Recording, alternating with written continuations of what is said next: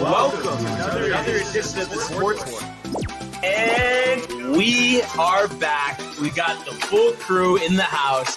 That is what it's all about. The Yankees, out of any team in the league, are the best equipped to handle a blow like this. I think there is a higher power at play here. He's due law of averages. That dude is the ultimate scrub. It's trash.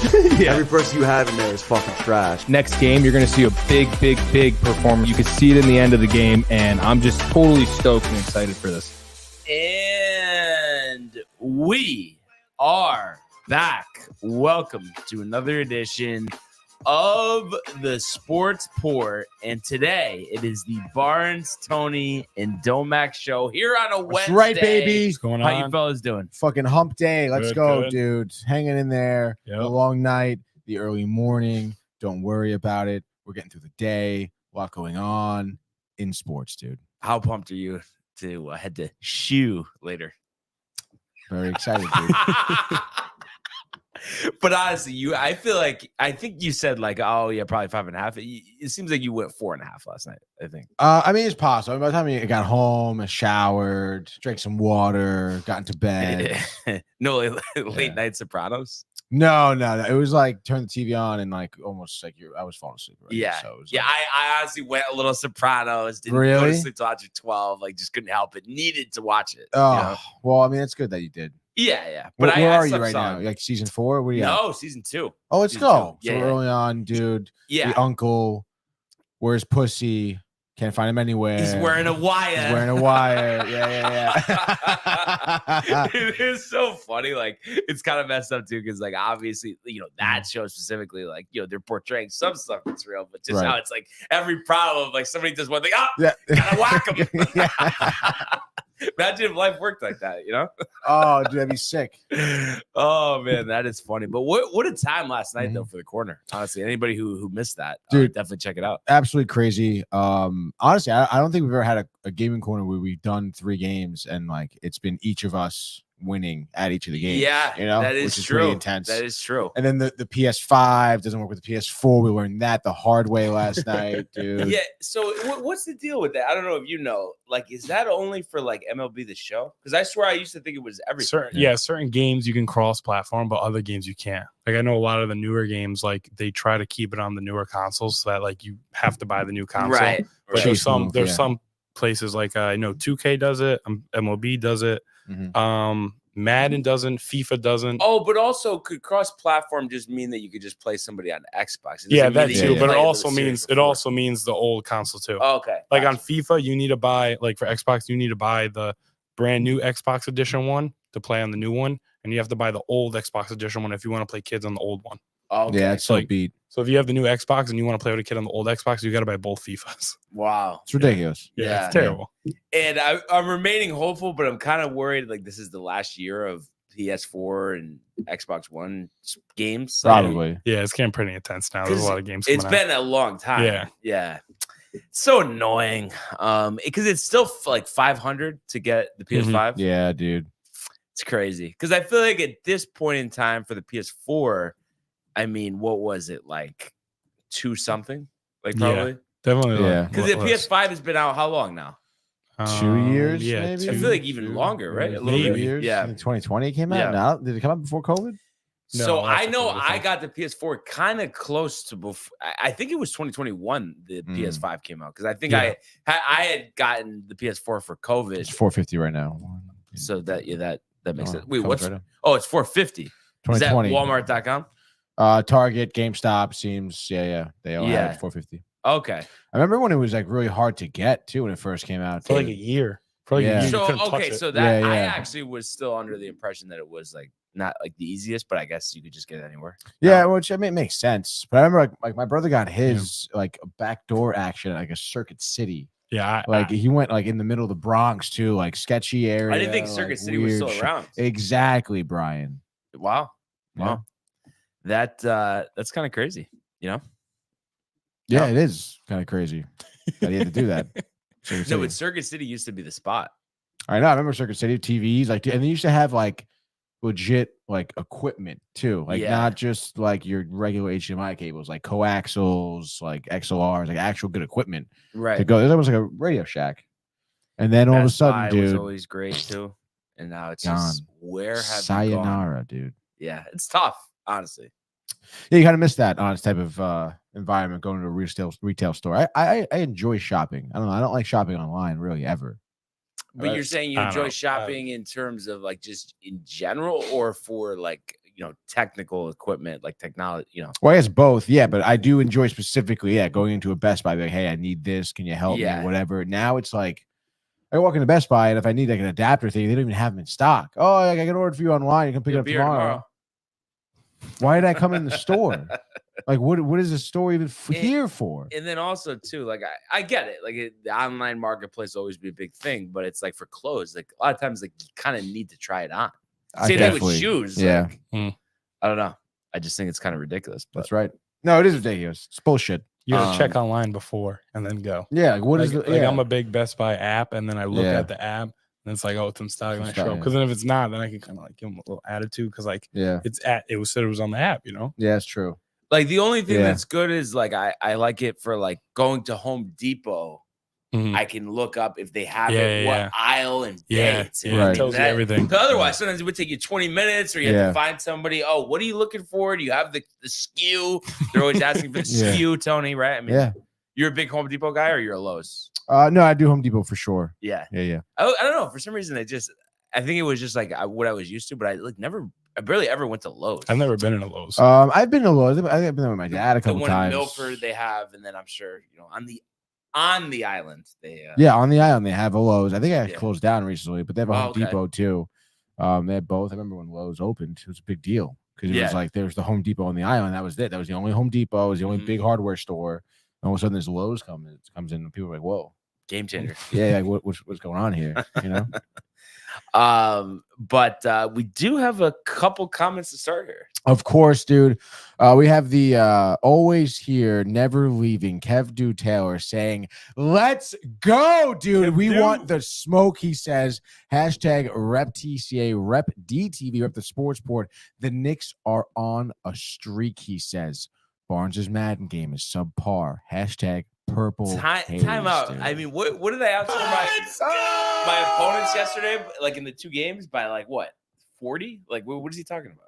Yeah, no, yeah. I mean, honestly, yeah, I think so. Maybe he's just trying to say like he knows how to stop it, but it's like, well, Kev, you didn't stop it. They didn't stop it, so maybe you'll get lucky on the 18th, but probably not.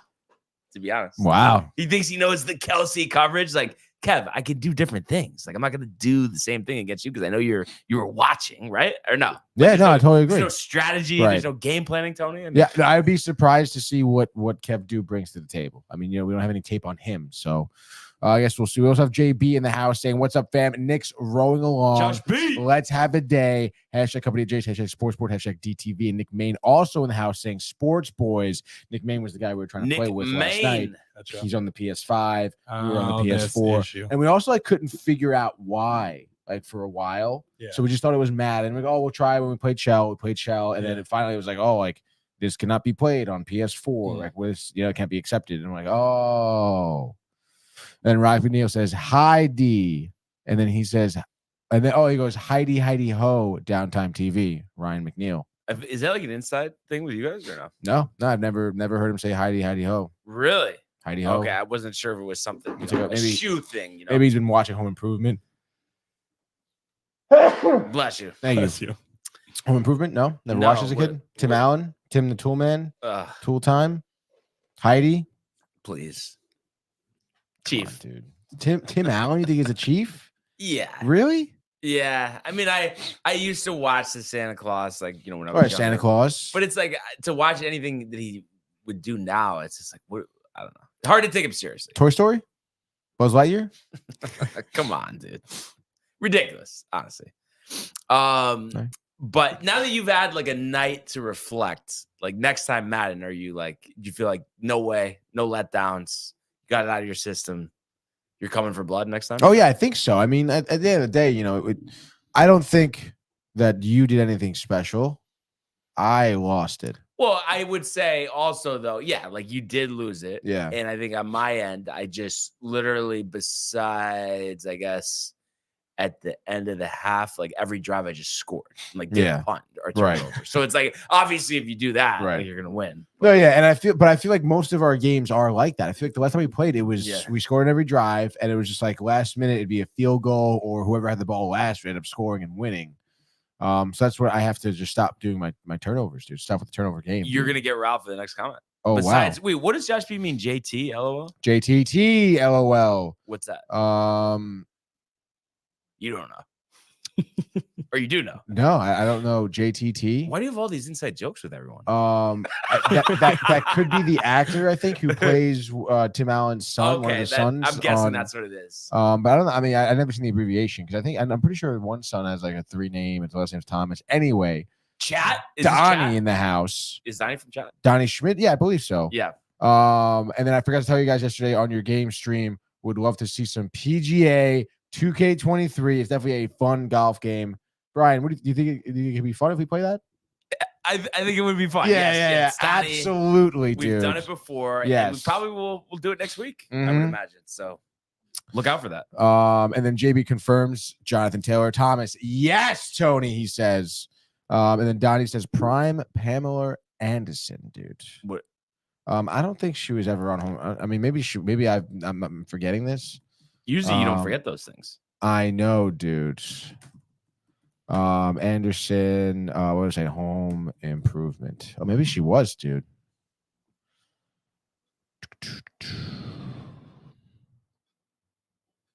Oh, I guess so. I don't think she definitely wasn't Heidi the whole show. Maybe she was, dude. Needless to say, Tony, I'm a little confused here. Honestly, I had no idea she was Heidi the whole show. I don't think she was Heidi the whole show. Look, there's your boy right there. Timmy? Yeah, it was Timmy. Come on. All right, fine. You don't like it? Matthew Gabriel. Oh, yes, he says, dude. I'm sure he's pretty hyped to be in here right now. Oh, yeah. He's jacked up. Are you jacked up? I'm jacked up because tomorrow starts one of my favorite tournaments of the year, favorite non-major tournaments. The AT&T Pebble Beach Pro-Am, obviously from Pebble Beach, California. In the past, they've rotated between 3 courses. This year, they are back to 2, so no Monterey Peninsula this year. It's just going to be, of course, Pebble Beach and then Spyglass Hill, and the alternate course of Spyglass is only going to be on the first 2 days. The final 2 will be played exclusively at Pebble Beach. So kind of similar to last week, 1 of each to start the week, and then the final 2 on the main course.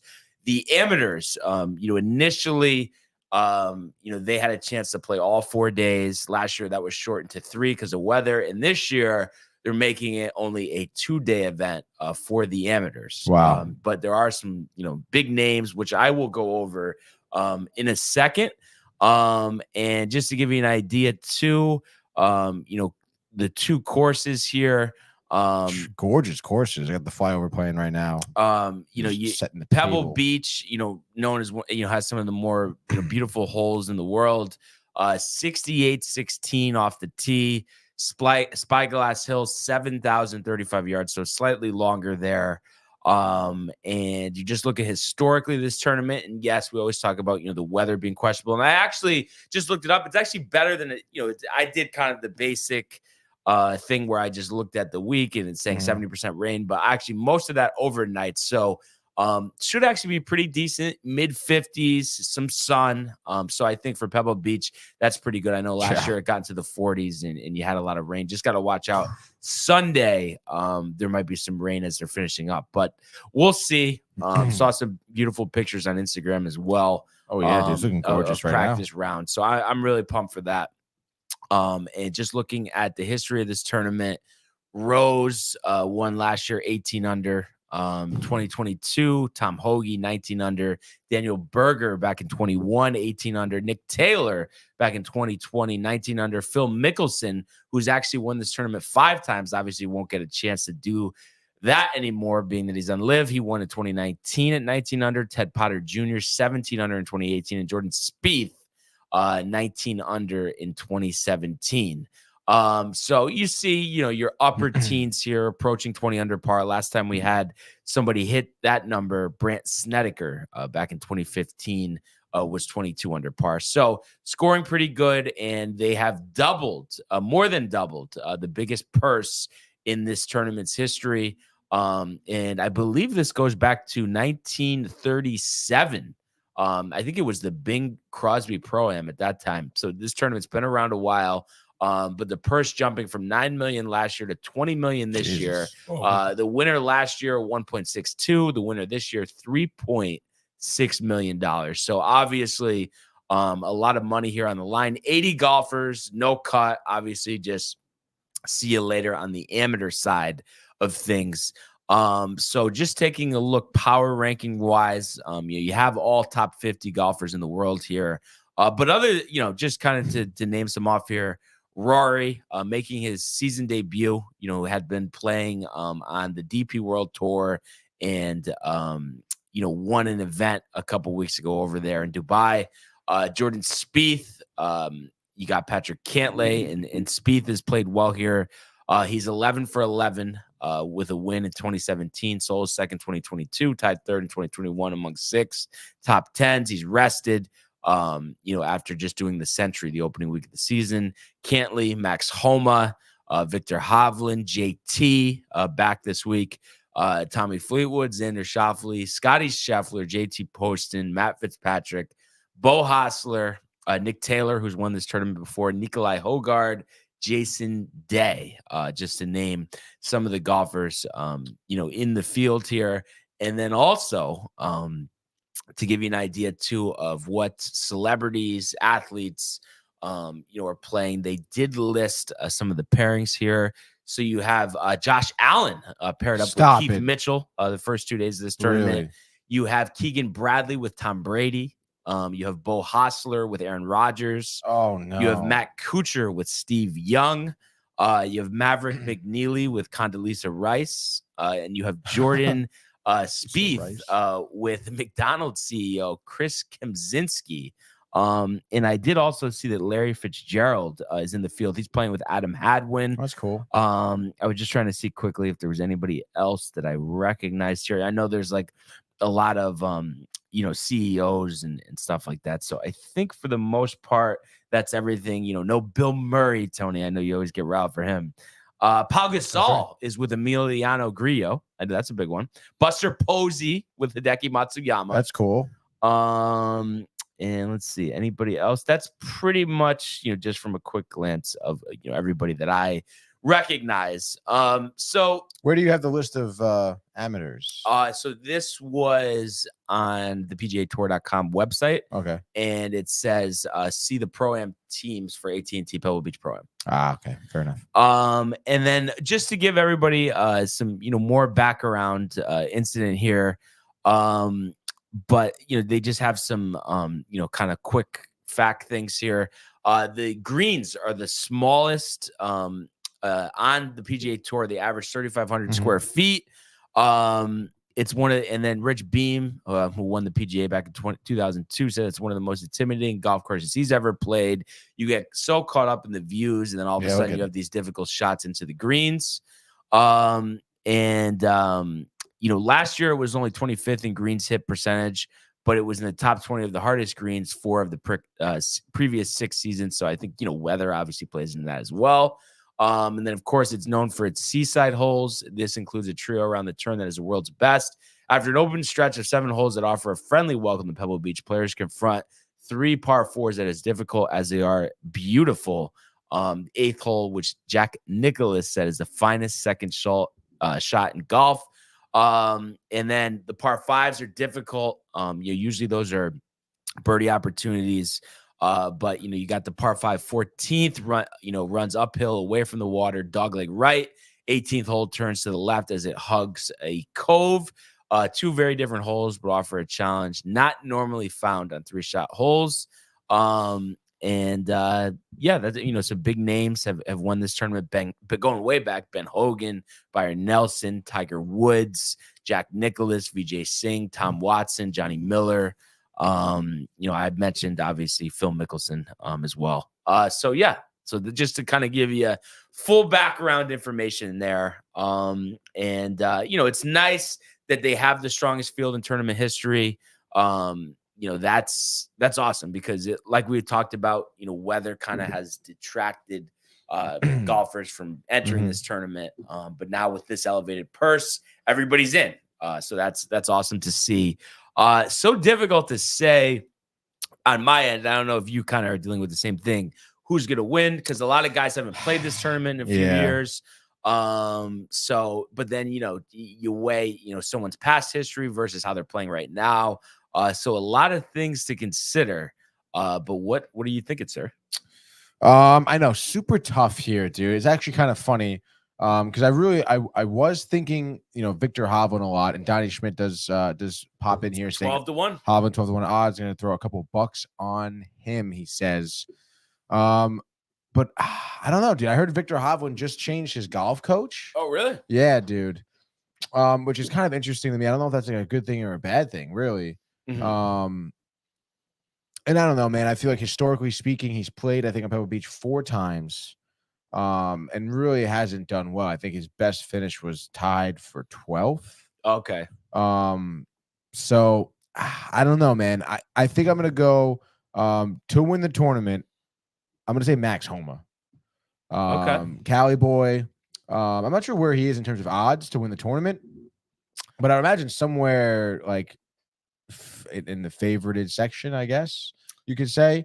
But he has expressed this past week how much he loves playing in California, loves Pebble Beach, has played in the past couple of tournaments in the Century, and in American Express or Farmers Insurance.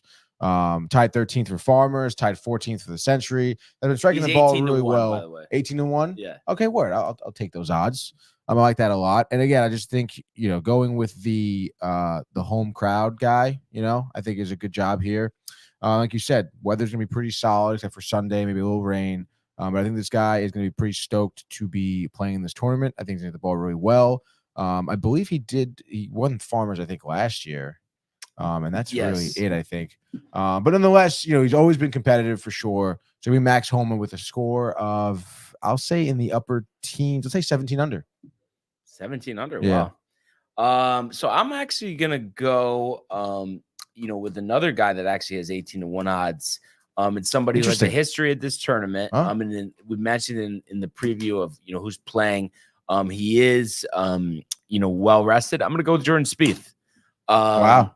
So I think, he hasn't won that much, over the last couple of years. And I think just a place he's comfortable, the fact that he's well rested, I think we're going to see the best out of Jordan Spieth this week. So interesting. I'm interested to see that. Any thoughts here, Domac? JT's back. I know you were JT's back. He's actually playing. I don't know. I think Cantlay. Cantlay. Okay. I'm thinking Cantlay because I feel like last year when I was watching, I felt like he was always hanging around. He was always like, he wasn't never out of it. I felt like in a lot of tournaments. So I feel like today or this week, I guess, he's going to really like show out at Pebble Beach. Yeah, no, I can see that. And right now he's 20-1.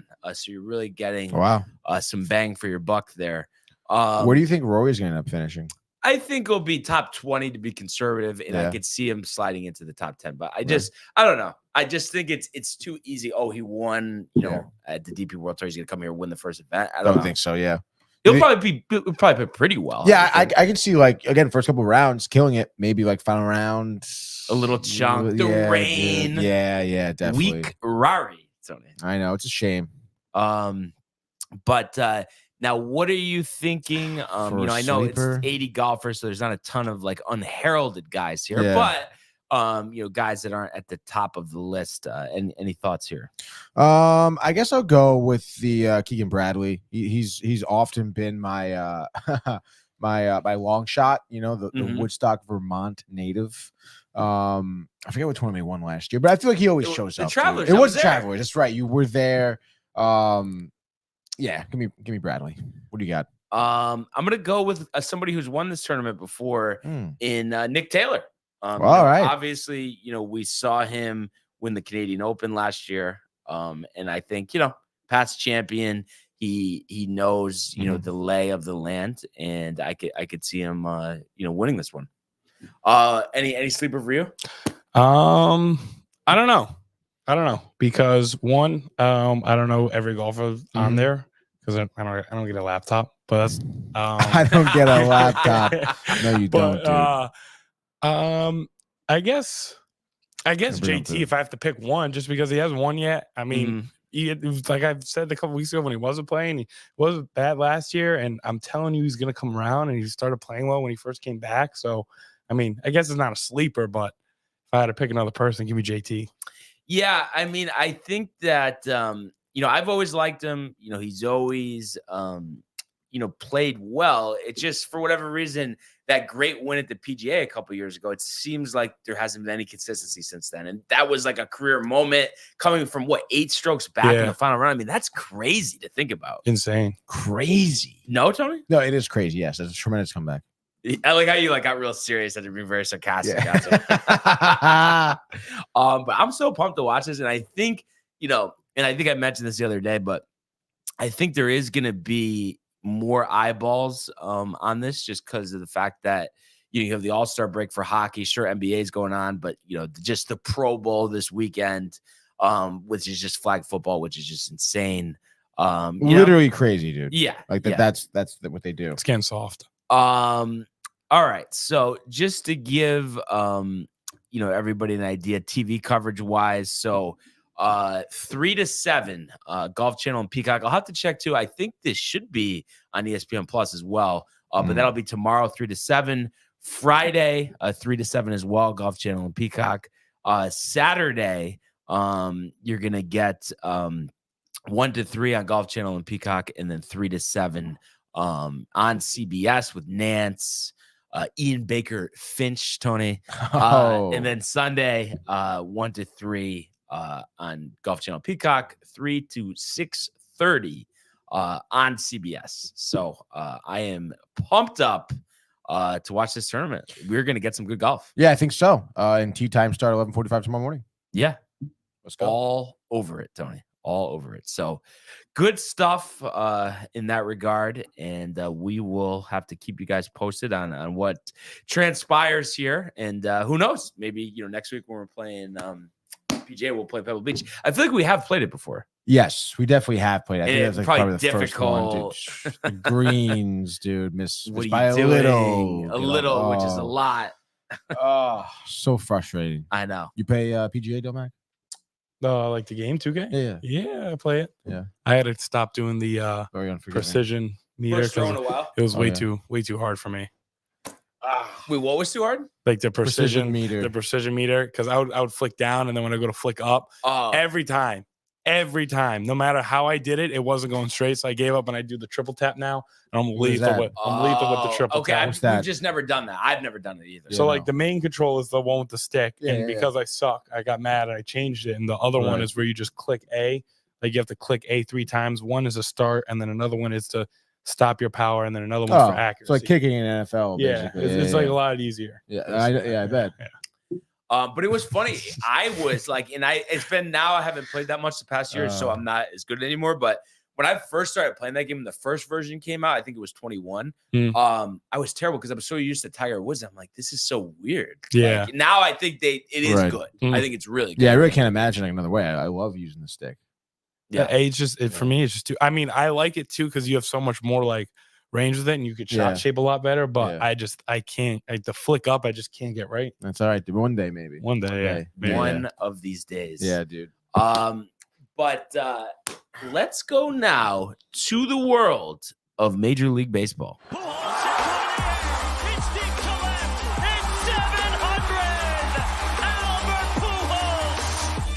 What a play! Stop it! Yep. And Alonso cracks one of the Mets win the ball game! Out of sight! And it works at 100 miles an hour. 14 strikeout. Drove deep to left field. There it goes! See ya! All right. Oh, by the way, too, I forgot to mention this for golf. I guess, it's not the deal with the Saudis, but the PGA Tour has finalized a $3 billion deal with the U.S. investment group. Who's that? I don't Just know. an email. I would imagine it's one of my students. Strategic Yeah, Sports yeah, Group yeah. to infuse up to $3 billion into new for-profit entity PGA Tour. And I guess the deal is, they're planning on, also getting, Live involved, but they're just working out the legality stuff. I think that's been a delay. And that's a very nondescript explanation, but that's what I'm getting. So you think we're getting closer to like some actual significant changes, basically? But the thing is, it's up to the government, so you never know with them. The government, dude. The antitrust laws and all that bullshit. And speaking of like signing contracts, didn't Hatton go over to Tyrrell Hatton signed like a $63 million, something like that, dude. And supposedly Rory was saying that before when this first happened, he was like, when they leave, they can't come back. Now, he's saying they can come back. Well, because the merger. I mean, it's just going to be all one thing, and that's fine. Whatever. Yeah, I guess we'll see what happens. So do you think that like that merger is going to like affect next season? I guess next year. Or you know what though, they actually might still do both. Yeah, and it's just like but you could enter weird. These PGA Tour events, which is what we want. Right. Imagine we had all those guys in the. But I feel like that's going to cause so much more animosity between the players. I think they're at this point they're just passing it like you got to do what you got to do. I mean, if Rory's saying that he's stepping down from the policy board, I think that is a big sentiment. I think you may see some kneecaps broken, some Ben's golf clubs, dude. I think we might see some kneecaps broken if there's not more free agents signed. Tony, are you threatening me? No, really new news on that end yesterday, but some other news came out. One thing, I guess Syndergaard, has been throwing for teams, and I think they even said up to 15 teams. Sure. They're talking mid-90s with velocity, which I think he was about at the last couple of years. Yeah. But we were just having fun talking about that last night, and I know you just are throw it out and just don't want to hear it at this point. I mean, yeah, dude. I mean, at the end of the day, I mean, you want to look at what that guy was. Back in like 2015, around then. I mean, he's a great starting pitcher. He's like easily top 3 in your rotation. Could be an ace for a lot of teams as well. But that's just not him anymore. He gets injured. He sucks on top of it. He sucks now on top of it, and it's just there's a lot of animosity when he left with the Mets and everything like that. Requesting a trade, then I'll stay another year, and then not doing well, and then being injured again. And I'm not really sure if it's like one of those things where maybe he just got a bad rap with the injury and couldn't really shake it, and that's unfortunate. But at the end of the day, I mean, it just seemed like he had a terrible attitude. What did he go after that? He went to the Angels, I think, first. Where he was okay, then to Philly, which he was okay. Philly was and then on top of that, I mean, he was ducking his starts against the Mets. Like, that's not a good look, dude. And then so 2022, 3.94 in 24 starts.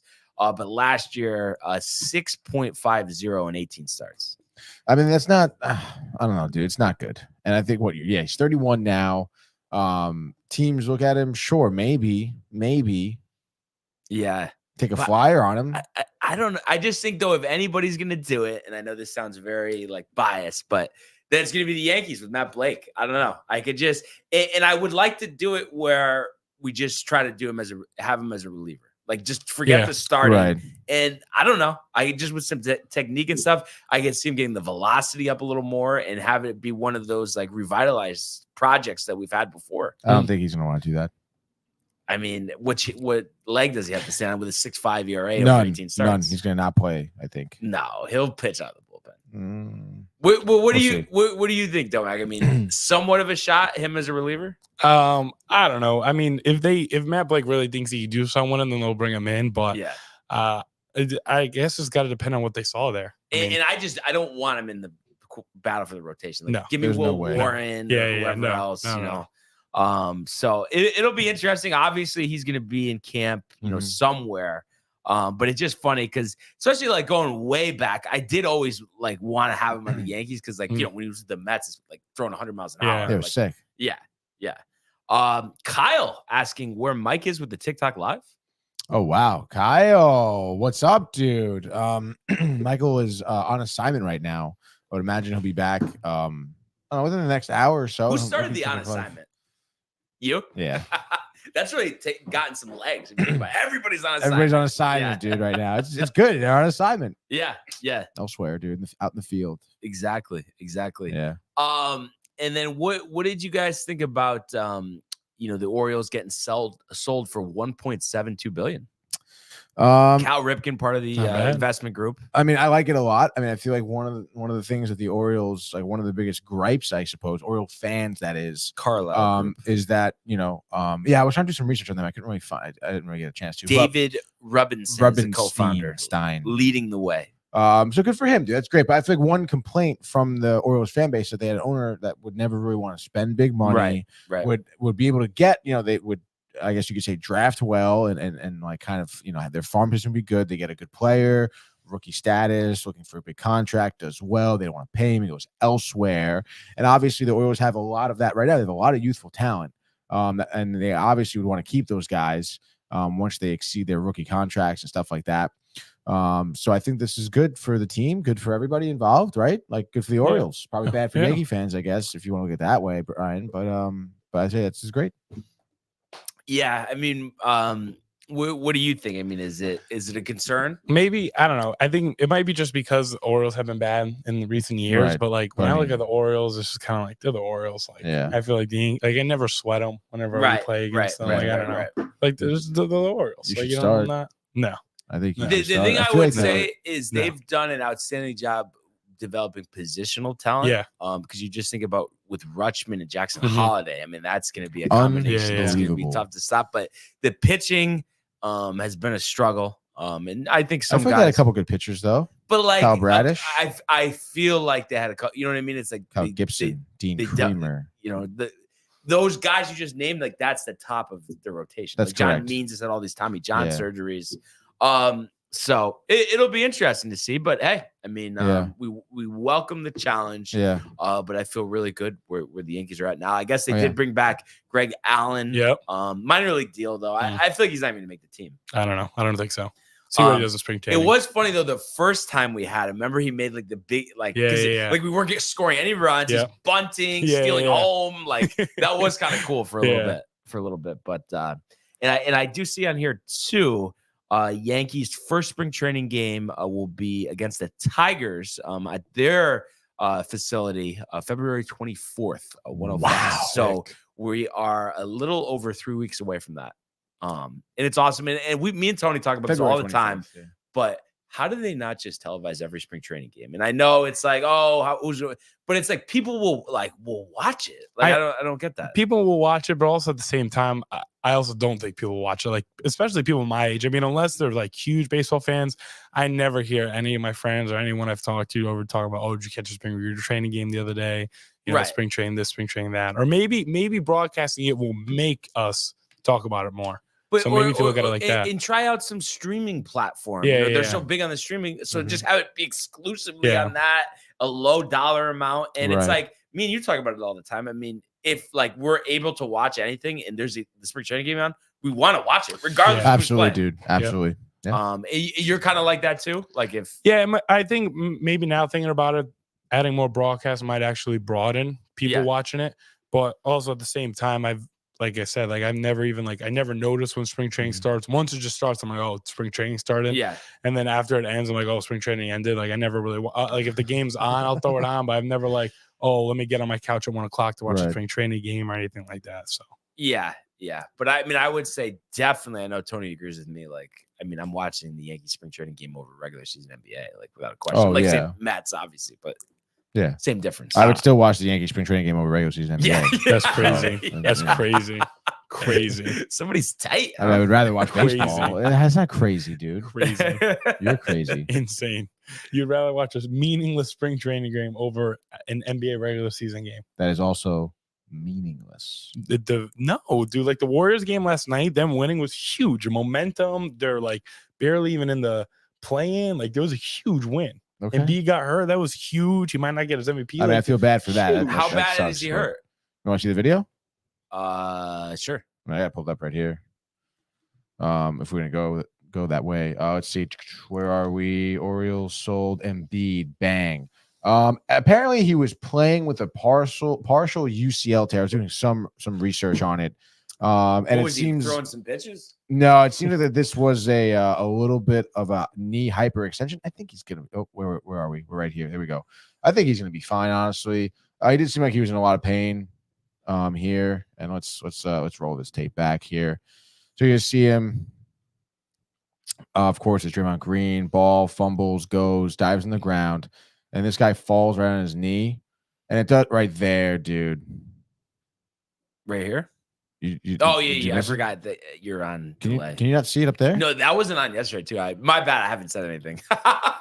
What do we do? Because I have my I can pull it up on my end. That's why. But it would be nice to have on. That explains why you weren't going to talk about the flyover when I had it playing either, dude. See one thing. Oh my! Is it just not on the TV? It's not on. You mind putting the TV on, please, for Brian? So we don't have any update though. At the end of the day. At the end of the day, he's gonna be out. Seems like a little bit. But other than that, that's no like actual update in terms of like medical. Okay. Lower left hand side. Gotcha. On the side of the TV. On the side of the TV. On the side. Yes. Oh, I just saw this article. I guess Paul O'Neill, in collaboration on an IPA with a White Plains brewery, the Wolf and Warrior project special IPA, and you can meet him on February 2nd. I do enjoy White Plains, and I do enjoy beer. Oh, Friday! God damn! I wish I would honestly. Why can't you do Friday? I have plans. But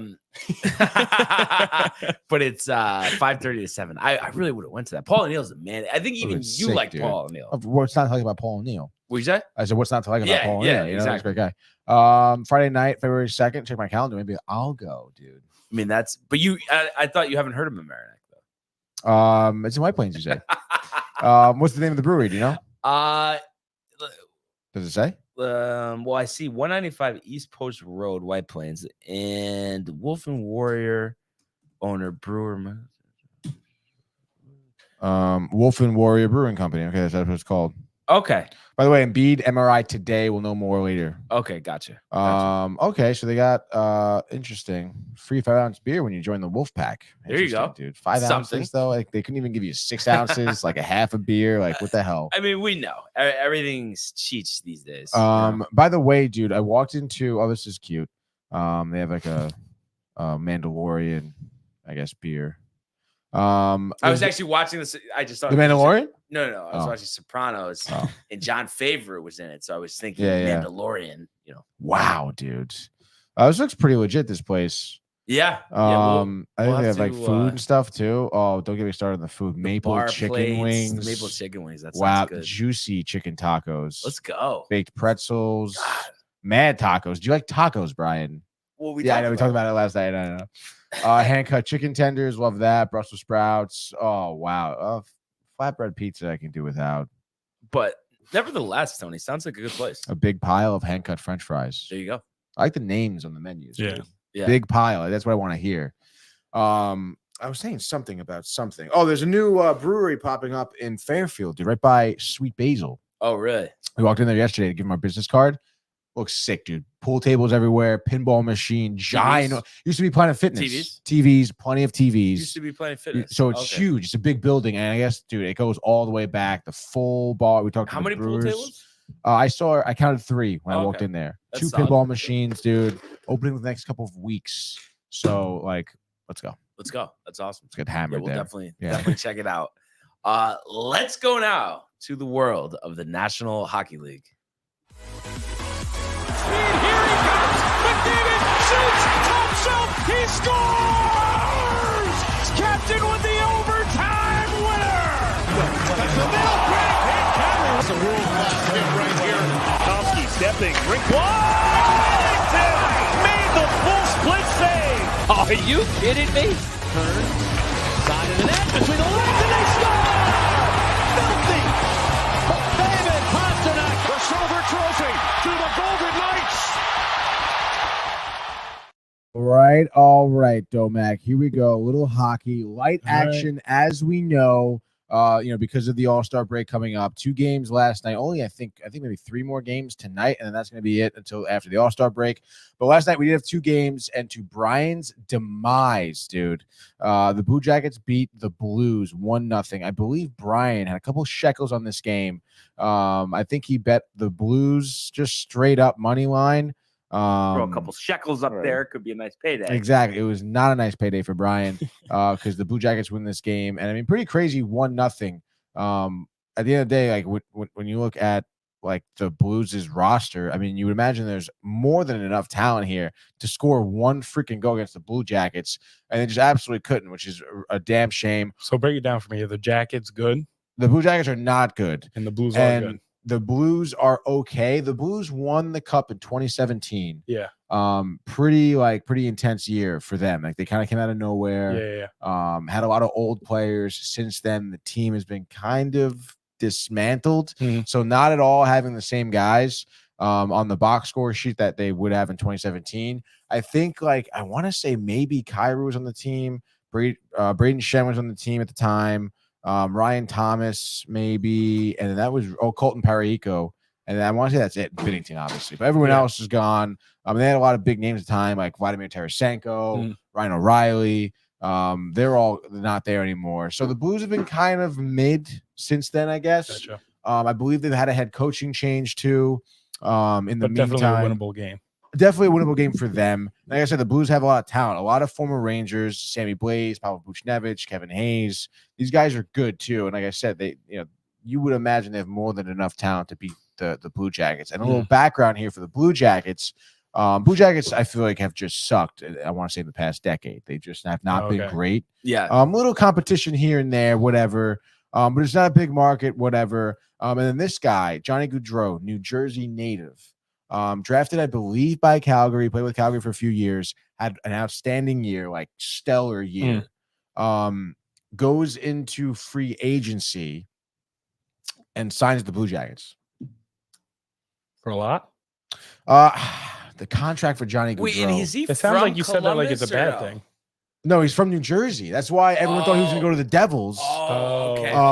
But then and then there was teams that were interested, were like the Flyers. I think the Bruins were going to have like big market teams were interested in him, and he pivots and goes to Columbus like a fucking loser. And he sucked. He's sucked since then, dude. 7 years, $68 million contract, which is pretty crazy. A cap hit of 9.7. So, I mean, that's pretty great, but there's a lot of players around the league who are getting paid more than that. But you again, like how he did that clause detail because he knows that they're going to trade him eventually. But starting now, July 1st, the players now you're going to have 80% retainment. Yeah, to trade him. like it's ridiculous, dude. And you want to look at the stats? The stats are absolutely trash. I think he has like 30 points maybe on the season. But is it as simple as he's nothing to work with, or do you think it's actually that he's not as good at it? I think it's a little bit of both, maybe. I mean, that was good the first.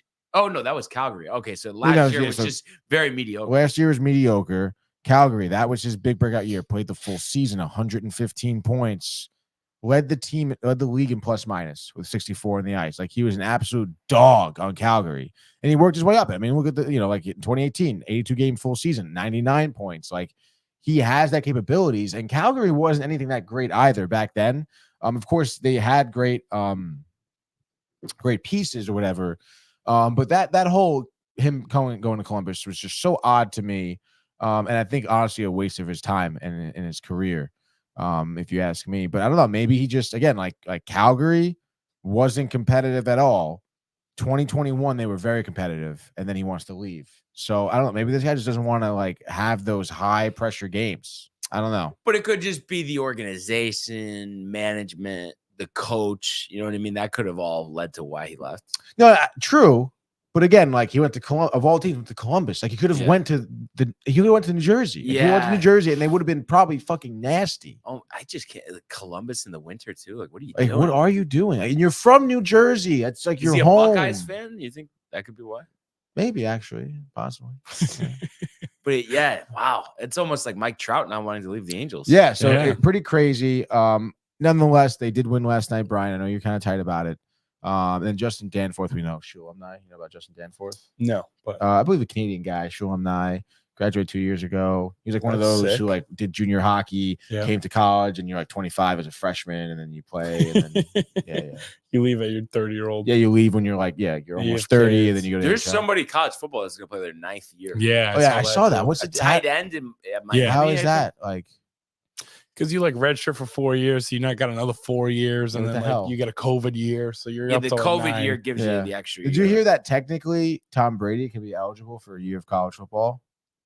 Why did he leave his junior year or something? Yeah, he left with a year of eligibility left. Obviously, obviously he lost it when he started playing the NFL, but then I guess he got it back now. So 'Cause he he's does, retired? because he's retired. That would be crazy. Imagine. So like, I saw some guy on TikTok talking about how dude, like Bill Belichick can go coach Michigan, and then Tom Brady can go back there and play. Conversations like that just piss me off. It's like, what are we even saying? I think they You should know? just do that. Why not? Yeah, Why just wouldn't do they? it, dude. Just do it, dude. Just Why do not? it, right? No, but it's like, you know what I mean? Like, that's a waste of breath. And I know people Right. talk about that. Right. I'm saying, and it's like, why do they even go there? All right, so let's get down to the nitty gritty. 5 Oh, minutes. okay. Blue Jackets, Blues. What happened, dude? You You tight? Yeah, I thought Blues were turning the corner too. I know. I can't believe it, dude. I mean, I guess I can't believe it. to an off night, but then at the same time, you got to think too. Like half the team did an outstanding job Yeah. defensively, the goaltender. But what's up? Like, why no offense? I don't know. Only 21 shots on goal. Maybe they had trouble just passing the puck. I mean, they won more faceoffs. 0 for 3 on the power plays too. Like, what are you doing there? Clearly that they had 10 giveaways. So yeah, maybe it was just stupid passes to the neutral zone, just not getting anything going offensively is really what that was at the end of the day. Sucks. Yeah, I mean, it's, and I guess if they're trying to make some type of push, I guess they need to add some offense. Oh yeah, definitely. How many shots? I mean, they were even 21 shots. Okay. Yeah, but still, I mean, like you should have way more than that. I'm telling you right now, they probably thought, oh, Columbus at home, they're coming here. It's gonna be a rollover game. Yeah, didn't rise up to the occasion. Yeah, they played down to Columbus, and then Columbus ends up winning. Yeah. Who they got next? They got Buffalo, obviously. After the break, they're gonna go on, I think, a little road trip here. And the St. Louis, they still have, I guess, the opportunity to turn it around. Let's see, where are we? There they are. I mean, 54 points here. Obviously, in the Central Division, they're behind Winnipeg, Dallas, Colorado. So you're probably not going to see much there. And then out of the West, oh yeah, they're like what, 8th, 9th? 1, 2, 3, 4, 5, 6, 7. They're 8th right now, which is kind of crazy that they're 8th. Yeah. So they they're on the cusp. But you would think they'll add some more scoring. Yes, no, you would think they're looking for somebody. And you can probably pick off guys, especially, I mean, you look at some of these bottom tier teams here around the league, Columbus being one of them, Ottawa being another, Montreal being another. I mean, Anaheim, Chicago, even, you can pick off some of their better players, make a good trade. The Blues can make a push for the playoffs, and they could probably like bunny hop Edmonton, maybe LA, because LA's been on a schneid. And who knows what, if you're really trying to make a run. Yeah, LA's not making the playoffs. Neither is Nashville. What are you talking about? I would say the top 6 will make the playoffs, and then it's going to be probably Blues and probably the Coyotes, honestly, get that last spot if they could solve the road woes. No, I don't think so. And one of the hottest teams in hockey right now. Unfortunately, they have no shot at the playoffs. How about the Sharks? 2-0 shutout at home against the Kraken, Tony. And all of a sudden, they've won 4 out of 5. First time this season. And it's a shame because I don't know. I'm not saying that they could have done anything, but kind of seems like they didn't try to start the year. And then I don't know if it's like also though, like what we just talked about with Columbus, like the teams aren't taking them seriously and that's why they're winning. But just kind of odd that like you go from like you can't win one game to where, not to say that they're any good right now, but they're at the minimum kind of like the past month, like a 500 team. Yeah, I guess. I mean, I don't know, man. I mean, this team is not a complete team. It's not even half a team at this point. You beat teams like the Kraken before the break here. Obviously, you snuck one past the Rangers. You snuck one past the Kings, 1-goal games each there. But both those teams are playing like absolute dog shit. Yeah. When you did play them, the Ducks also suck, so you get a win there. I mean, yeah, it's nice for the San Jose Sharks, but I mean, I guess they did lose a ton before this streak. A ton. Yeah. Just like So was it 12 losses. in a row, 13 in a row? Yeah, something like something crazy like that, dude. But you think you take that out and they're what, 14 and 20? I mean, just saying. Sure. That stretch killed the year. I mean, if you take out all their losses, they'd be 14-0, dude. I mean, wow, Tony. What a revelation. Yeah. But I don't know. At the end of the day, they just don't have the talent. Anthony dude. Duclair, Former Ranger Anthony Thomas Duclair. Hurdle, Tomas. Yeah, that's nice. But I mean, like none of these guys are going to be. They're not good. I mean, Kevin LeBlanc. I think Vlasic right had the goal last night. Blackwood with the shutout last night. Like, what do we? Yeah, Mackenzie Blackwood. Like, what are we talking? Like, no one here is even really deserving of being on an NHL team. These are minor league players. Well, what about Duclair and Hurdle? I mean, they're top guys. No? Sure, yes, I could say you could say they're top guys. Hurdle with 34 points in the season so far. I mean, I don't see how they don't trade him at the deadline, right? They're gonna have to, I guess. I mean, he is like, he's probably a second line center on a good team, and he's Rangers. We have a second line center. He's really good. Who's the second line center? Vincent Trocheck. Who's the first line center? Mika. Oh, okay. Yeah. Center, forward, back Center. check, forecheck. Yeah. The lines, dude. So I mean, again, like if the Rangers want to pick him up, that'd be great. He'd probably be a solid third line center for us. Sure, why not? But he can't just play wing or something. I mean, you can put him on the wing, but again, the first two lines in the Rangers is kind of set already. I just feel like when I see, I don't know. I guess. All right, but I mean, you can put him up on the first line if you want, and move Kako down to the third. Yeah, I mean, I like being strong, deep down there, right? I mean, yeah. Come on, dude. Yeah, no, Stop it. No, you weren't searching for it, Tony. You weren't. I'm sorry. You're right. But yeah, so you would think they'll do something anyway to just try to get this rebuild. Have they had any like top draft picks recently or anything? San Jose? Yeah. Oh gosh, I have no idea, dude. I mean, that organization is just in shambles. Let's see, San Jose. I don't know, draft picks for 2023. Let's say they had the fourth overall Will pick. Smith. Yeah, where the hell is that guy? Forward, probably in somewhere in the minor league system. Let's see what they have for 2024. Don't know yet, probably. Oh my God, what website is this? Puckpedia. It looks like that they have maybe the second overall pick, and this is round number 2. Oh, no, these are just transactions, I think. Yeah. Oh, but they have the Penguins pick. They have the first round. They have a first round pick. That's a top 10 protected first. But they're not going. Pick. Penguins won't be in the top 10, even though they. No. San Jose has it for giving up Carlson. Right. Yeah. No, but I'm saying like it wouldn't convert if it was in the top 10. But I'm saying Pittsburgh will not finish in the top 10, so they'll get it. Oh yeah. You seem confused. Yeah, I don't know exactly what you're saying. Top 10 protected, meaning it's going to be a pick within the top 10 of the first round. No. Are you kidding me? No, top 10 protected means it doesn't convert this year if it's in the top 10. Okay, if you say so. I can't believe you've never heard of that. Yeah, that's what I thought too. Like the top, so if the Penguins are in the top 10, they keep their pick, correct? Yeah. Oh wow. Top 10. But then usually it would be protecting either the top 10. and then this year, like they would get their second round pick, or next year it would be unprotected. That's usually how the language is. I'm surprised this trade doesn't say what the deal is, and maybe you just lose it if they don't, just because they were just assuming that it's not going to be in the top 10. I have no idea. That's kind of crazy. Boy, Carlson's like sleepwalking through this season. I mean, it's over for him. Fooled everybody. He did fool everybody. So yeah, it'll be interesting to see what happens around the deadline. Last night of hockey here. Before the All-Star break. That's correct. And the Sharks are back in action, which is interesting.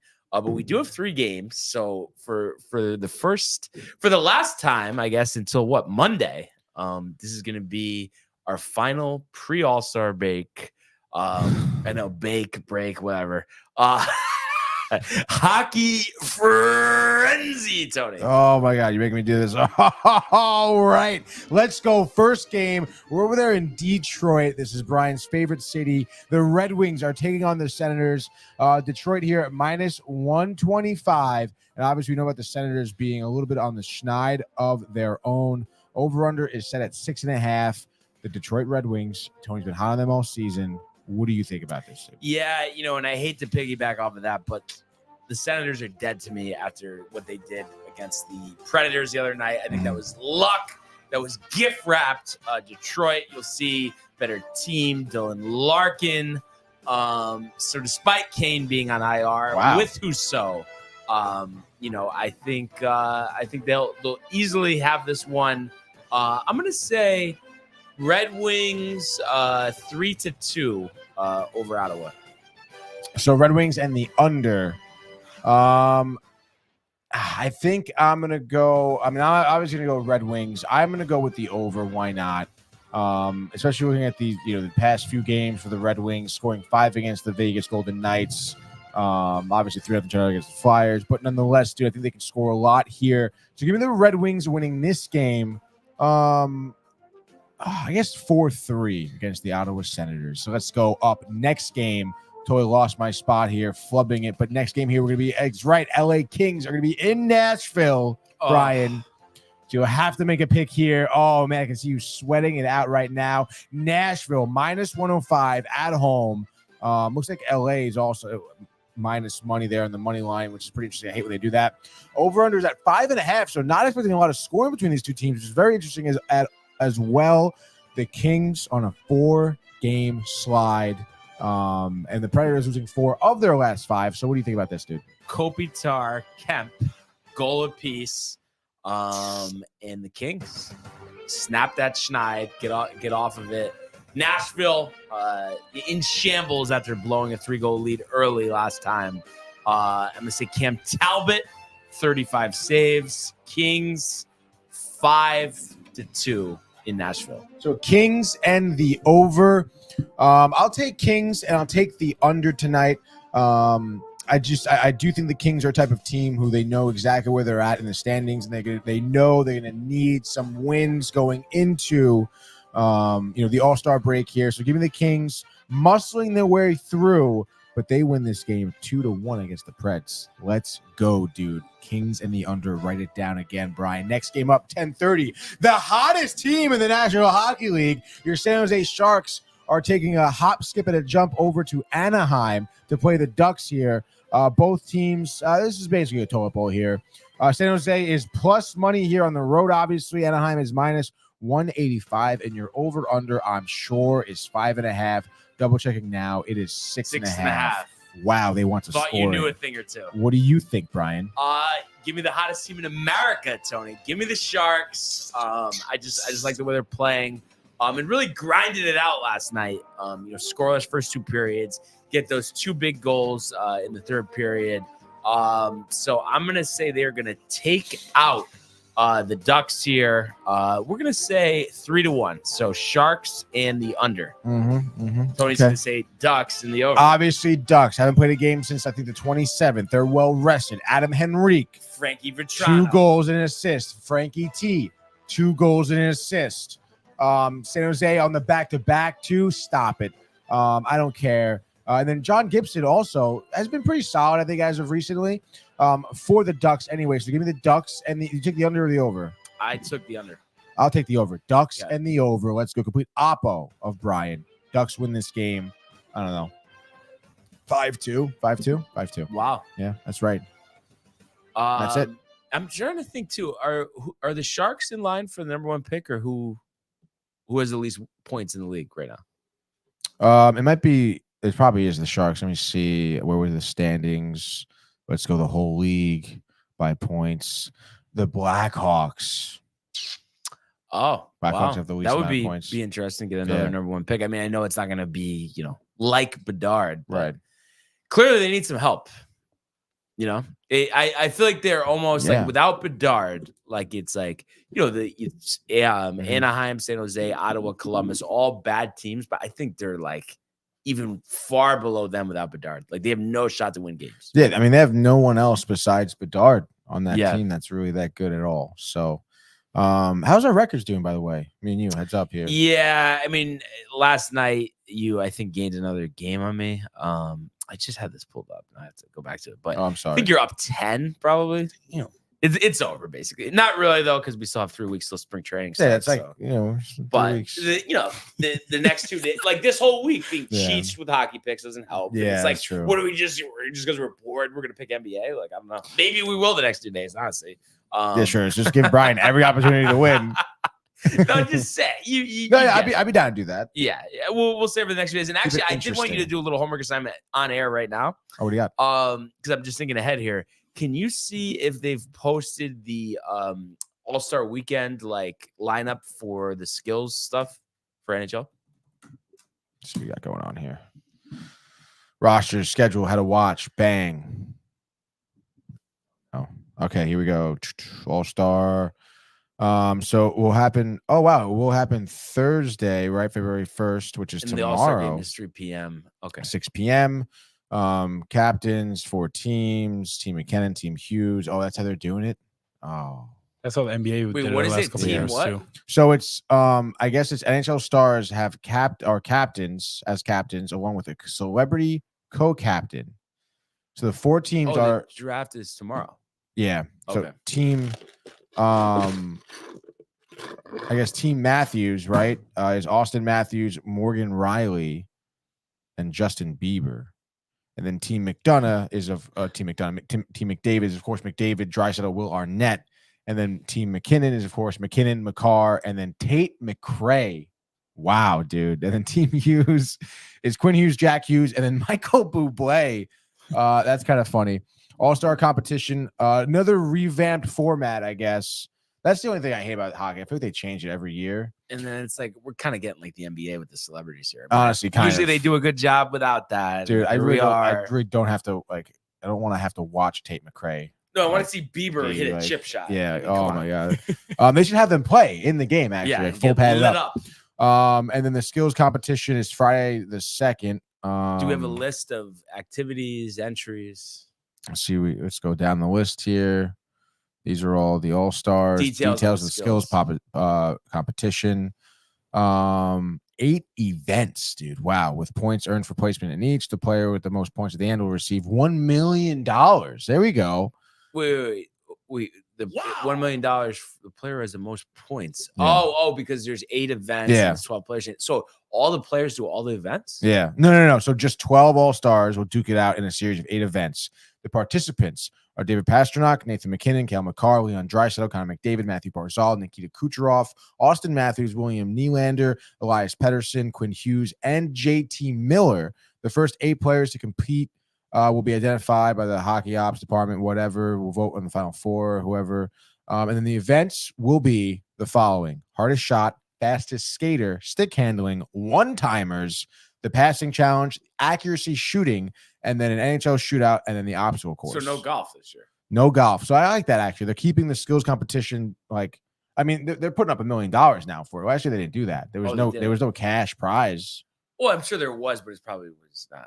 $1 million is like, No, that's a lot for it's a lot of players like salary for the season. Yeah, You no, know? especially I'm not thinking NHL wise. Yeah, Yeah. that's- now these contests are these consistent with what they usually are? Yeah. over the years. Yeah, So definitely. there's nothing that's like different here. I want to say like the one-timers is new. What is that? A one-timer is like when you get past the puck and Okay. like you're like jacked up for the shot, and it's just, Oh, you okay. So they're go just straight gonna to the have shot. somebody like Yeah. sitting there passing. the passing. puck. You just gotta just slam him. I wonder probably. how far out they're doing that. from. Yeah, I mean, it's normally like at like in the crease, like in the Mhm. circle. But the passing challenge you normally see, and the shootout, yeah, all these you normally see. Really, obstacle course probably is, I would imagine, a little different. But yeah, that's sick. Honestly, I'm kind of pumped for this. So tomorrow we're And- drafting. Tomorrow they're drafting. Tomorrow we're picking our winners for the skills competition. But so you don't think it's all 12 in each event? No, it says top 8. It says 8. Oh wait, no, sorry. Oh, all-star. Well, I think it's all 12 in these events, and then clearly NHL, when it gets to that, the top 8 compete, and then the obstacle course top 6 Well, compete. what's the obstacle course? They're probably gonna have to. You know how the NBA does it too, where like they dribble through cones. And they have to, Skills like, challenge? lay- yeah. They Okay. lay it up. I would imagine that's what that obstacle course is. It's gonna be like a bunch of shit on the ice you have to like avoid and score Yeah. or something like that. Yeah. But what do you think about what they've done, like with like the Because wait. It is what 3 games on Saturday. It's gonna be like because it's split up, right? Because there's 4 teams. There's 4 teams. Yeah, I guess. All-Star game will finish off festivities on Saturday, 3 p.m. That's going to be the actual games. But like, because it used to be back in the day, just East versus West, a full hockey game. Yeah, 5-on-5. Like, isn't that better or no? Yeah, I think so. I guess I really didn't mind when they did like the conferences, like North. You're saying it with the 4 teams or the divisions, I should say. Yeah, the 4 teams. Yeah.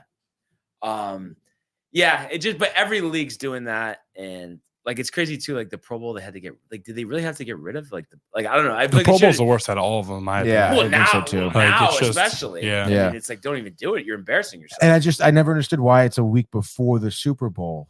Yeah, like why don't just make it after the season's over, and so players everyone can play. Like, everyone can play, and players will. Like Patrick Mahomes will never be in a Pro Bowl. Yeah, like what the hell? Brady was never in Pro Bowl. Yeah, and then you can actually play tackle because it's not like if you get hurt, like But I think it's just I don't know. I guess they feel there's just so much money on the line. It's just not worth playing. We'll make it worth. Winning team gets 10 million or something. I know, but then there's still going to point to. Yeah. But if somebody is going to miss next season because of some injury in this game, why is that only to football though? Well, because like there's the risk of injury is so much. I mean, I guess hockey there is hockey is high. I mean, basketball NBA is not. No, because they're just they don't play defense. Yeah, they're shooting from half court. Yeah, it is cool when they do that. Baseball, they do play it straight up, kind of. But Yeah. I don't know. I guess they're just baseball doesn't have a high injury risk to begin with. That's crazy. Baseball All-Star game is still like pretty. Like not that I don't need to watch any All-Star game, but I think it's probably the best. It's just real. Yeah. It's the closest to the real product that we have. Yeah, I think so. Yeah. The first year when they changed the NBA All-Star format, and like the year, maybe it was the year Kobe passed or the year after when they first did it. Oh, the Elam ending. Those were both 2 really good games because they changed the ending of it, and then everyone was trying those. I remember watching that. That was sick. LeBron was guarding Giannis. It was wild. The low tier was wild. But then after that, it died. Before they changed that, though, I feel like people would always try at the end if it was a close game. I just don't like how it's like, the fourth quarter, there's a target score, and that's when the game ends. There's no clock. Like, that's just like, what? That like, is why are we doing that? Well, because before, instead, you'd be watching a game, and it's like 190 to 145. And I think the over hit in like 10 straight All-Star games or even more than that. Yeah. It's crazy to think about.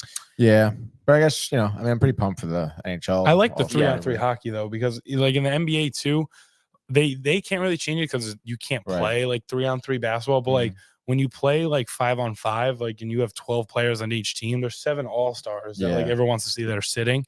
So in hockey, if you could switch them out, it's like more of a focus on each player. That's true. So I think if the NBA were able to do that, I think that'd be cool too. But 3-on-3 tournament. But it's just like, how do you? Yeah, I don't know. There's been some crazy ideas for the NBA. The 3-on-3 tournament. A lot of people say they should do 1-on-1 tournaments. That would be cool too. That would be sick. At least a 1-on-1 section. Yeah, like a part of it. 1-on-1 should almost be part of All-Star Friday night. Yeah, exactly. Yeah. Interesting stuff, and it's funny too because the game has been dead for me for years, but I actually do always enjoy the shootout. 3-point shootout. Yeah. Like, but again, like just some of the things that they've added, the full rack of money. Yeah. Like, I don't like how there's no way to match up historically because they didn't have all these bonus balls before. Now Steph Curry's doing one with Sabrina. They're like Sabrina's that's a separate thing. But she's on a WNBA 3-point line, a WM. Like, what are we doing? Like, he's using a different length and a different size ball, and she's short, like using the shorter length and a smaller ball, which I get, but like. What are we doing at that point? Just like compare the 2 scores when the WNBA has their own All-Star game. Yeah, no, I think you're right, for sure. Your mother says hi, Aunt. Hey, Mom.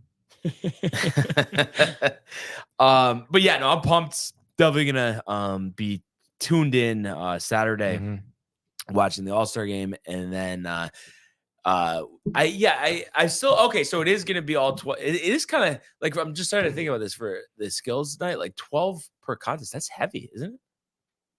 12 guys. Yeah, I guess so. Like fastest skater. I mean, when you really think about like a fastest skater, like geez, like they just run through them real quick. But then I wonder how many like it's not just like everyone just goes and whoever had the lowest time wins, right? Isn't it like there's like a second round? You would think, right? Or no? I don't think so, dude. Because like It's for just- NBA, it's that's how one, it no, is. it's just one round. But I think It's is just there one less? round, dude. I'm not totally sure, but I think there might be less people. Oh, okay. I don't think they have the NBA? 12 For the NBA. for their like Yeah. skills where they run around. I don't think there's 12. Oh, I mean, no, yeah. no, I mean, no. I think about these like Dunk contest is yeah, like like 4. hardest dunk shot contest is is going to 4. be it's just one shot. You know, same Stick thing. Stick handling. What the handling. hell is that? Stick handling, dude. Oh, It's like like when they when go- you're deking, Brian. Don't get me started. Last night, embarrassed. What was it? 8-1, Tony? Yeah, I think so. 7-1 maybe. Yeah. And last time we played, I almost It was won. tight. It was like a 1-0 game or a 2-1. 3-2 in 3-2 overtime. in overtime. It was crazy. And I lost 8-1. I gave up 5 in the first. Yeah. Yeah. I was the Predators too. That was probably the problem. I was the Predators. It's for you. the Yeah. I didn't think about that Predators. angle. Who were you? I was the Sabres. Oh, I thought you were Buffalo. Yeah. Yeah. They're on my shit list now. Yep. It's over for them. But I think you enjoyed watching 2K more than you thought. Me and Michael. Oh yeah. No, I yeah. kept it close after almost blowing in the first yeah, quarter. like you kept it exactly. It was a good game to watch. Yeah. Like you had opportunities to kind of to beat Michael, especially later in the game. And that was commentating. It was a good time, dude. Yeah, with absolutely. The boys here. You got to Yeah. get into 2K. 2K's sick. I played a handful of times. I've played Mike or in college or Yeah. Brian, whatever. It's fun. Yeah. The last time we played, No, it was literally, I think you lost by 60. And Yeah. just like, because dude, what are we doing? I'm sitting here and Michael doesn't know the controls because he usually plays on Xbox, so he doesn't know what button is which. Yeah. And Brian just is like, oh, you just gotta do whatever, dude. And I didn't know any controls. I was like, they're setting picks and calling for screens and alley oops. I'm like, how do you do No, that? Mike does. I actually don't know how to do that. Honestly, the alley-oop. I just play Yeah. basic. Oh, he was hammering the alley oop last Yeah, and he night. was doing a lot of Love pick and that. roll, but I was Yeah, yeah. adjusting. Yeah, I yeah, think yeah. later in the game. Yeah. So I'll look forward to another opportunity Yeah. there against him. And I just wanted to mention too. I think I just want to actually double check that this is so the longest win streak in the NBA right now. The New York Knicks won last night, 118-103. They are currently in third place in the Eastern Conference. Jalen Brunson. Another big game last night, leading them to victory. 29 points and 9 assists. Josh Hart, kind of an interesting triple-double, 10, 10, and 10. Without Julius Randle, too. Oh, yeah, that's true. And DiVincenzo, another huge game. Yeah. I always knew he could be really good, and he just wasn't getting enough opportunity. 33 points, a 9 of 15 from three-point range. So really dialed in. The Villanova Big Three doing their job. Hartenstein, 14 and 12. Precious Achiuwa, 18 points, 5 rebounds. And Rick and Dave were talking about this morning. Mhm. Everything looks great. You feel like they have a really good shot. But you look at minutes in this one, Precious Achiuwa, 40 minutes. Jalen Brunson, 38 minutes. Josh Hart, 43 minutes. DiVincenzo, That's 39 crazy. minutes. So the concern is about wearing these guys down Water them into the before ground. the playoffs The start. Tibbs way. And they said he can't adapt. He can't give guys days off. He has to play everybody max minutes all the time. He doesn't know what it means. Yeah. He's like resting. It's a shame because I really I was not at all thinking that they were a serious team going into this year. Now it seems like they have a chance to make Tibbs the is almost finals. like what the NBA needs, but like way too far. It's like Yeah. we got players that are rested too much, and then there's Tibbs that is just over the top. There needs to be like a middle. I get the idea of like letting them play, and it's great for like especially for New York fans because they're always going to get to like see their players play and play the whole game. But letting Brunson playing 40 minutes plus a night is just you can't be doing that to him. It's kind Yeah. of crazy that there's 3 guys on the bench, literally like 0 minutes. Didn't play at all. Yeah. Like Yeah. what happened? Yeah, he literally did an 8-man rotation, which is unheard of. Yeah, like That's that's crazy. That's like playoff rotations. yeah, like Oh, and I didn't realize too they have Archie Diaccio, so they have 4 guys from Villanova, which is kind of nuts. And they won by 15. I mean, maybe it was close yeah. in the fourth quarter, but once you go up 10 in the fourth quarter, regular season game against the Jazz, like yeah, you take Brunson out and they go on a run. You really want to win this game, maybe throw them in, but you won 14 games in January. So I don't know if this is. I guess if you're not the 1 seed, every game is like a win. Like you need to win it, especially for the Knicks. Like you want to get a high seed home court advantage because if they're home in MSG in the playoffs, it'll obviously make it a lot easier the first round. But oh yeah. I think it's going to be fun though to watch their playoff series. The Knicks, 100%. I think it's going to be even better when they first made the playoffs. 2 years ago, Bing when they boing. played the Hawk. Yeah. I think it's going to be even bigger because that year they like got in like weirdly, like no one really thought they were going to be that good, and then they were. And now this year they're even better and they're even higher. Like they're good. Like it's going to be even better. Yeah. The atmosphere is going to be crazy there. And just looking at a couple of things from last night, the Lakers losing by 16 in Atlanta. Another bad L. 24-25. They're 7-17 on the road. So I don't Terrible. know what the deal is there. But obviously that's not good. And you'd expect them to turn it around, but it's like, I don't know. It kind of seems like they're talking about maybe, I don't know where he's gonna go, but like LeBron after the season might leave. It just kind of seems like it was like that was like a one and done thing with him and AD the title. I mean, I know they could turn it around, they could add somebody, but playing like this, they're not winning anything. I think with the way they've been playing since AD's been at the Lakers, furthermore proves that the bubble ring holds less than any other ring, in my opinion, because all of a sudden they're really good in this bubble environment, but outside of that, they're god awful. Like god awful. Wait, what is the AD injury? Is it serious?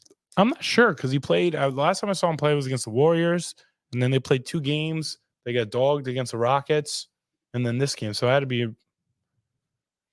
during the Rockets game. Then I guess. Let's say he did not play against the Hawks. Out tonight. Davis ruled out for tonight's match against the Hawks. Just some bullshit. Bilateral Achilles tendinopathy and a left hip spasm. There we go, dude. I mean, he's played 46 games. This year. He hasn't missed much time. Anthony Davis on his groin injury. A little sore. Just couldn't move how I usually move. Oh, okay. Great. What a freaking little sore Mickey Mouse operation. I just didn't really feel like it. I mean, like LeBron said I could stay out if I wanted to, so I'm going to stay out. I wanted to see him get one more, but I don't know if it's going to be the issue is the way they construct their team. I think is the way they constructed when he was in Cleveland, where like you put like all right role pieces around him, and then like come January when they lose, like in Cleveland, there was like 2 or 3 years where they were god awful in January. People were like, "Oh, they're not even gonna make the playoffs." And then LeBron steps up, but like, I mean, he's still great, but LeBron's like 40 now. Like he can't, like his body literally can't do it anymore. Yeah, he needs AD to be healthy. So hopefully it's not an extended absence, and we'll have to see what happens. And yeah, the Celtics 129-124. Another one. Pacers. Bang. Celtics have been firing. Sorry, Michael Buck. Jason Tatum leading the way for Boston. 30 points, 7 rebounds, 7 assists. So Boston looking to get back to the finals for the second time in 3 years. You saw the Raptors 118-107 over the Bulls. Kind of 2 teams not really going anywhere there. And then we talked about the Warriors getting a much-needed win over Sixers, 119-107. But, and I haven't watched their games, and usually they're on late, and Curry did have 37, 8, and 7 last night. But my thought was just, is it as simple as they just don't have defense anymore? And also Clay's not as good as to why they're like mediocre now? I think it's just defense because when I watched them play against the Lakers, the offense was there. Curry was going off. Clay was hitting shots. It's just defense. I mean, they have Kuminga. That helps on offense, but I don't know what they're going to do on defense. I just just overall, they're just poor on defense.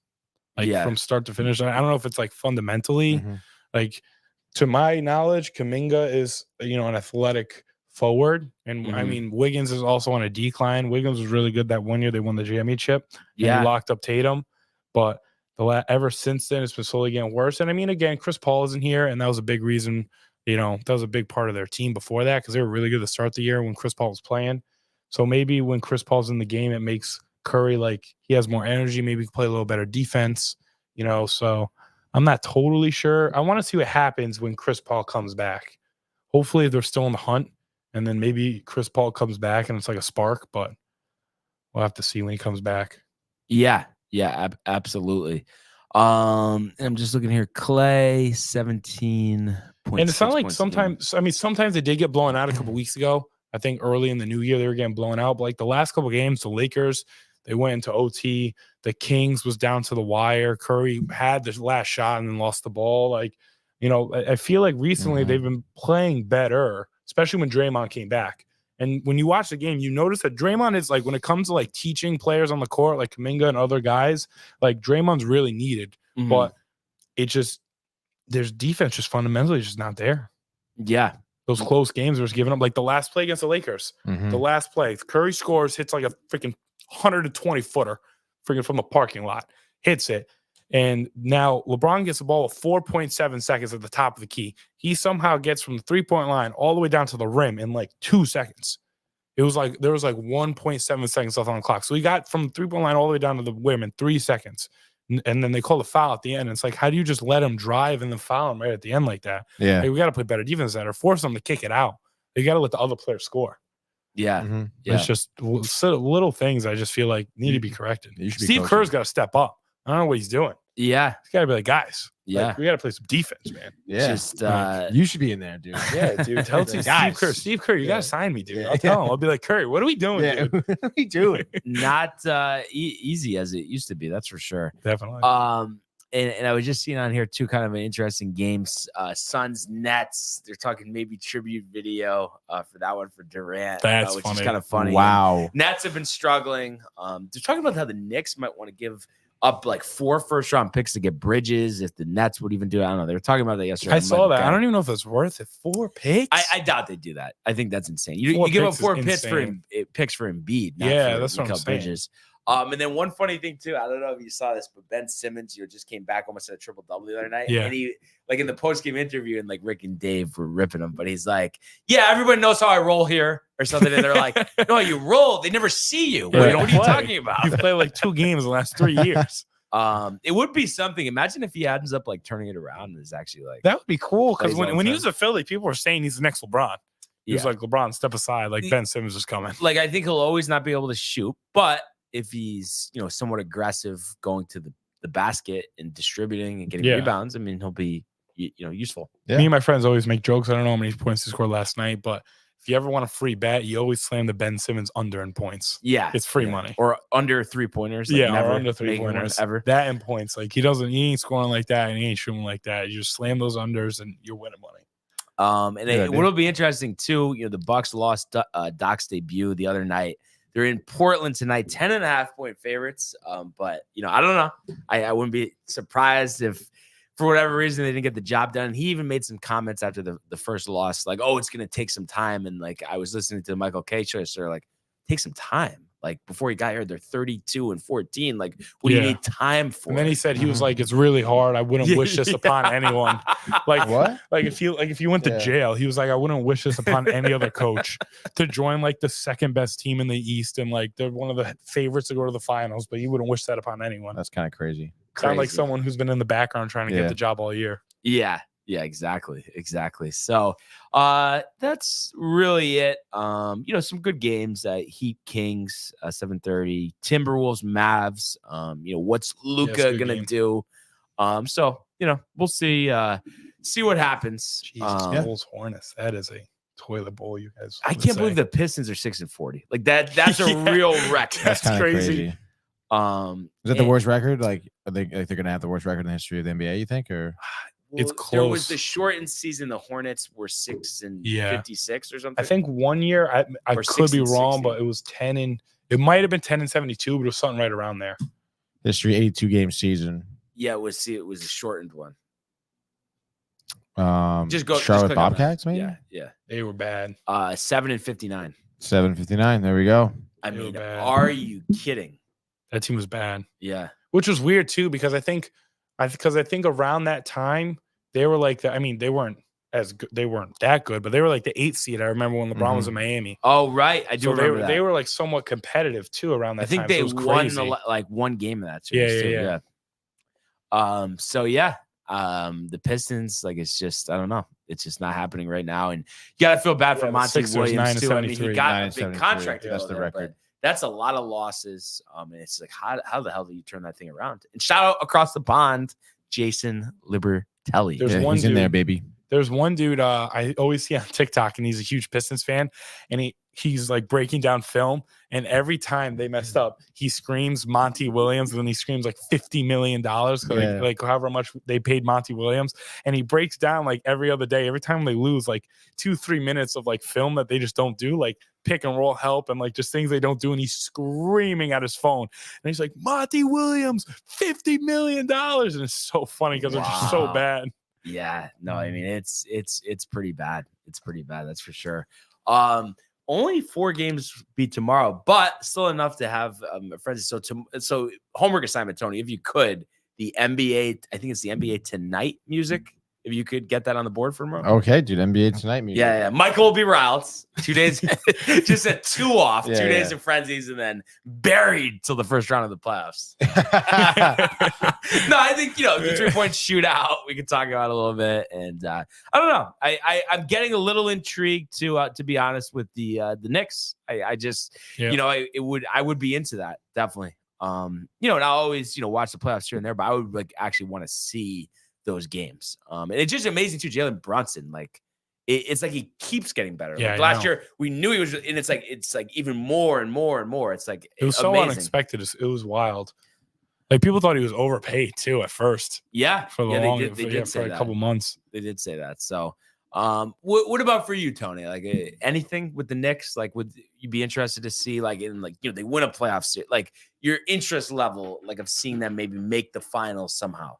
I mean, yeah, dude. I mean, I would start watching them right now, honestly. Yeah. Like, I would. I do enjoy basketball. Like, I love the sport of basketball. Yeah. And they're Brunson doing well. is exciting to watch. Yeah, he's good. Why are you looking at that? Did you guys watch because I wasn't here when it was going on, the in-season tournament? I thought that was sick. I don't know if you guys watched it. No, I didn't really watch it. I think dude. Michael sprinkled it in occasionally. Yeah. Next year you got to watch it, dude. It's like literally playoff basketball, but for regular season games. It's worth it. But you know what almost pissed me off? The fans were going nuts. Players were going off. But it's like, so we had to do that in order to get people to try and for people to watch. It's like, why do we have to get to that point? But I guess it started with the players just sitting out and stuff. I don't know. Yeah, it makes them play too. And then there was a purse at the end. A lot of it was for the role players too. I guess they were talking about it too. Even LeBron was saying it. He was like, because all the role players when they won. I just saw something too. Last mention here. We're still a little whiles away from March Madness. I'm sure we won't be talking college basketball anytime soon. But that'll be sick. Stores, Connecticut tonight. Gamble Pavilion, #1 UConn hosting the Friars. Tony, UConn 12.5-point favorites here. Wow. And I don't know. Maybe I'm wrong. And I obviously both teams I'm a fan of, but Providence outright. Catching them off guard, coming out the emotional win, Cooley's return this past weekend. You gonna go? Tickets starting at $39. So finally something manageable. Plans tonight, yeah. Plans tonight. You going, Tony? Plans tonight. Plans tonight, dude. Gaming corner night, dude. Is it officially Fortnite Gaming Corner? Yeah, I think so. Nice. Fortnite. Nice. Nick's riled. Yes. Are you good? Maine is riled. No, I just started playing again. Do you know how to build? Last week? Yeah, I know how to fucking build. Don't All I? right, Okay, dude. dude. Well, let's pump the brakes here. Let's pump the brakes is right, dude. I was in college when that game came out. Okay. All right. I played back in the day when it was just Fortnite. That's it. It was solos and duos. So dude. you're playing like Builder Pro and stuff like that. Do you know what that means? Builder Pro. No, I don't know what that means. Yeah. I think last week we did like no builds at all. Oh my god. I mean, I can build. I built the fucking tower. You do your shit. You're up there. Yeah, I built the fucking tower, Domac. I've won solo numerous times back in the day. Sounds like you're trying to convince yourself. Yeah. No. I'm fine, dude. Oh, okay. But obviously, dude, literally, like, didn't touch the game for years. And we log on last week because some of the chat from the Discord wanted to play. And it's like kind of out of hand. I think it's sick, dude. The main menu, I wanted to break my fucking screen. Well, yeah, the main menu is so annoying to navigate. It is brutal. And there's a million different fucking modes now. Fucking it's Minecraft, cool, the Legos. We did just like straight 2-on-2 in this freaking level, whatever. Dude. It's so much cooler now. It's fun. It's like Roblox, but better graphics and just a better Roblox game. I never played Roblox, but what? I never played Roblox. Never tried it. Never.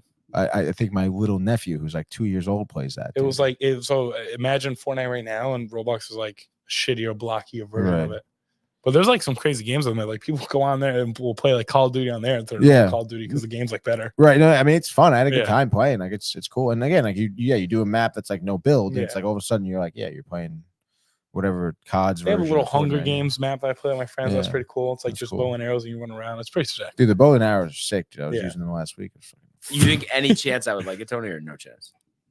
I don't know. Do you enjoy COD? Oh, you enjoyed Gears, right? But I feel like it was like one of those things, like just Gears, just Halo 3, otherwise nothing. Well, if that's the mindset you're gonna have, then obviously you're gonna like it. But I will say it does play like Gears and Halo. Like it's third person. You have a shield. You have a health bar. It's not like one shot kill or anything like that. You know. So it's I think you'd enjoy it. There's a game mode for everyone now. Did you play when Fortnite went back to like the old map? No. A couple weeks ago? No. So they literally did that for people like you, and you never even experienced it. They should have advertised it better. I didn't even hear about it. It was a pretty big deal. It was a pretty big deal on my For You page. Really? Yeah. And my Instagram Reels. It was a huge deal. Didn't see any of that, dude. All my friends from home. I think like everyone got that. Yeah, see, that's when I stopped, like, because they blew up the map and there's like a concert or something in there. The Travis Scott concert was sick. Travis Scott was like, dude, this is like that was sick. It seems like they got a little too crazy. Yeah, it's like All-Star Weekend. But I mean, honestly, like, good for them because they built that game probably on fucking nuts and bolts just for shits and gigs, and it was free to play, and now they're making bank off of it. Yeah, forget about it. That's a good job. One other thing I saw too, kind of one of those crazy reports. I think NBA Central tweeted it out, but if the Heat decide to move Jimmy Butler, the Knicks are the favorite to try to acquire him. But like that's a lot of ifs. That is a lot of ifs. And I don't see. I mean, is there really that many issues there? Michael's probably in his car right now, riled to hear that. Yeah, he will. I forgot about how that would actually probably fully bring him back. Like the tightness is over. Yeah, but it's like, what are they going to give up for him? I think it's going to ruin the core. Yeah, that's a problem. You know, I mean, you're not going to give up. What Grimes? Like, yeah, you know, that's not going to. I don't think they have the pieces. They're going to have to just give up a bunch of picks. Yeah, and trade exception with Fournier, but. We'll have to see. I still think he can hit a couple of threes. I know they just like a not for freaking $30 million or whatever he's getting paid per year now. But if you trade him, it's just like a expiring contract to save salary. But yeah, so we'll have to see. As an NBA fan, I wish that Jimmy Butler went back to the Sixers because he was good on the Sixers. He liked it on the Sixers. That team should have won. Then he left. Because he left to go to Miami. Yeah. Didn't he leave because like he was tight because their practices were like bullshit, right? Wasn't he yelling at them? Minnesota. That was Minnesota. Oh, okay. The third strings on. Yeah. He's yelling at the GM. He was cooking the starters. Like, that was crazy. Dude. He's crazy. That's the type of guy you want, though. That's like some sick probably work ethic, dude. Yeah, probably would be good. Him and Tibbs. It would be go back. Yeah, that'd be crazy. Yeah. And they just signed Taj Gibson again for like the third time. Tibbs has signed Taj Gibson. Yeah. So get the band back. We got together. his ball over there, dude. What's 7 o'clock, Tony? Gaming corner. What do we got? 7 p.m. gaming corner. That's right, bud. Yeah. Okay. Right after my class. There we go. So once again, a great show today, and appreciate everybody who commented and continues to like, subscribe, checking out all the archives on the YouTube page. Tony, Michael, Renee, and Jay in costume merch, downtimetv.com, winter collection looming. Tony. We want everybody to enjoy the day, enjoy the games, enjoy Gaming Corner, and we will see you. Hey guys, Tony here from Downtime TV checking in. I want to thank all our fans out there who's been liking, subscribing, sharing our content. You guys are the best. You guys are our bloodline. You make us love what we do. Thanks again.